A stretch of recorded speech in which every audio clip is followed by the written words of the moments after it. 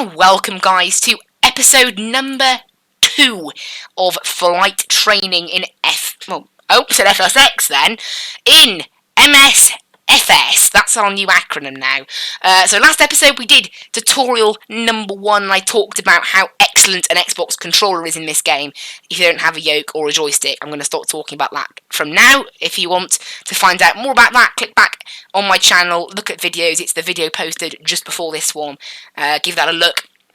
Also contains a few tips about actually connecting an Xbox controller to a PC and why it's a pretty good thing in this new sim. But we'll go ahead and have a look at episode number 2 now. Attitudes and Instruments, it's called.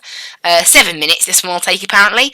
And this is about adjusting the pitch attitude and adjusting power to climb and descend. So, same airport, same area as the last one. And remember, medium settings, very good FPS I'm getting at the moment actually. I'm liking these little private planes. So, we should be all good. I hope everyone enjoys this tutorial series. Be sure to smash that like button and comment and subscribe and all that rubbish.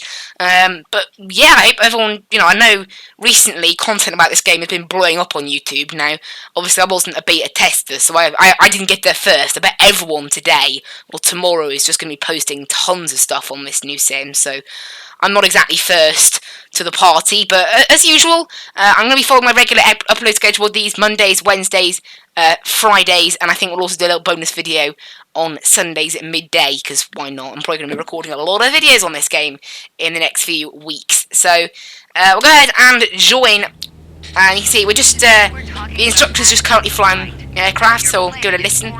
Relative to the horizon. If you look outside, you can see the cockpit is just about 4 inches below the horizon line. We're flying straight with a decent rate of speed. This is the cruise attitude. Now you've also got to remember as well, guys, like I'm getting 50 FPS while recording, which does dock FPS. So focus on instruments, control 1. Oh, there we go. Attitude indicator. Yes. As the name Also, I do know all this, by the way. I think it'll take until episode 4 where I'm learning stuff that I don't already know, but yeah. Well, it's helpful for you guys as well. Aligned with the horizon, that's your plane. Just like we saw outside, our current attitude reads pretty much straight and level. But it's not too stuttery on OBS, it's pretty good actually, looking at it. Generating. Check your tachometer. Oh, is that what that is?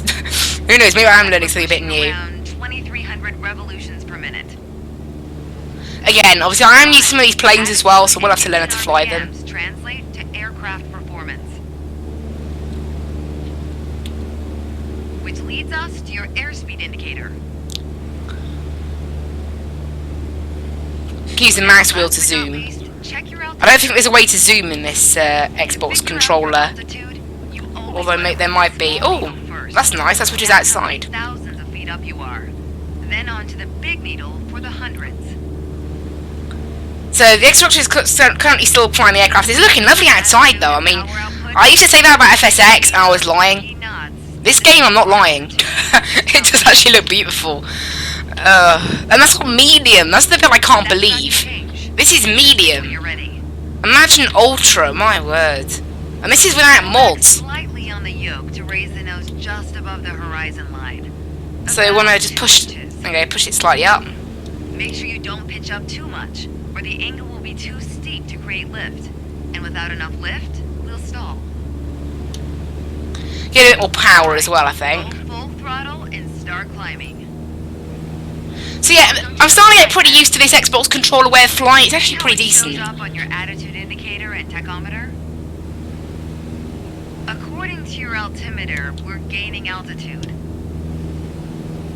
But we're losing airspeed even at full throttle, proving you can't avoid basic physics while making a climb.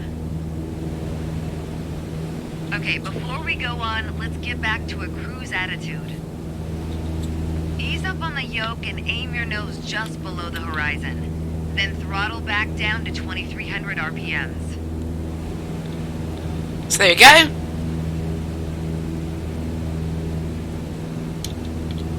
Nice job. We're now set up with the same attitude Well, and power. I've throttled back a little bit too far there. There we go. So you can see Next up is now. the descent attitude. Okay, we need to descend, do we? Start by reducing your RPMs to 1800. Then drop the plane's nose a bit further below the horizon. So drop the speed a little bit. As expected, with the nose And you can down see there we're pretty good. our altitude is decreasing, while our speed is picking up. So you can see there, this is just basic flying lessons, really useful for people who are new to sim. I like that this game has it. I totally missed what she said then. Oh, need to go back to cruise, is it? Okay. I'm still trying to understand the throttle. It's A and B on an Xbox controller. It's a little bit, The turn attitude. maybe not quite as sensitive as I'd like it to be, but it's alright. Left or right to start rolling the plane.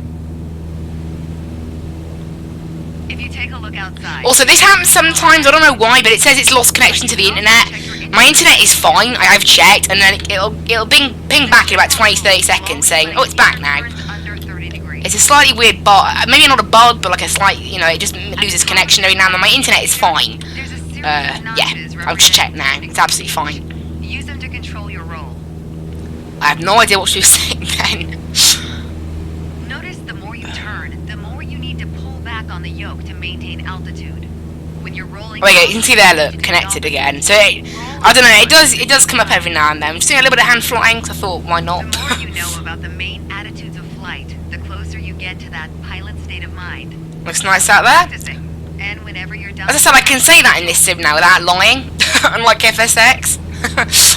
And then we'll hand control back to the controller, back to the instructor. So there we go.